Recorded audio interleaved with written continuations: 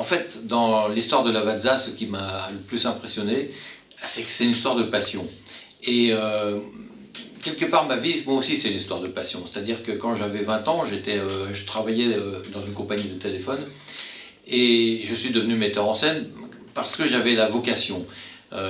Et quelque part, chez ce monsieur Lavazza, qui est parti à travers le monde pour découvrir des nouvelles choses, découvrir des nouveaux parfums, il avait la passion, enfin c'est ce que j'ai ressenti dès que j'ai lu l'histoire, et je me suis un petit peu identifié à lui.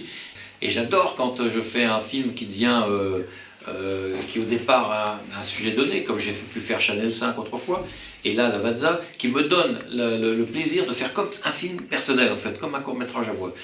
Résumer toute l'histoire de Lavazza, toute l'historique, toute l'aventure qui a été la découverte de ces mélanges de café. Et c'est toujours excitant, et moi comme je viens du court-métrage, j'ai toujours adoré raconter les histoires avec des temps très courts. Même dans mes longs-métrages, je place des séquences où on résume beaucoup de choses dans un temps très court, et c'est quelque chose qui m'excite, et c'est pas quelque chose de difficile pour moi, c'est quelque chose que j'adore faire.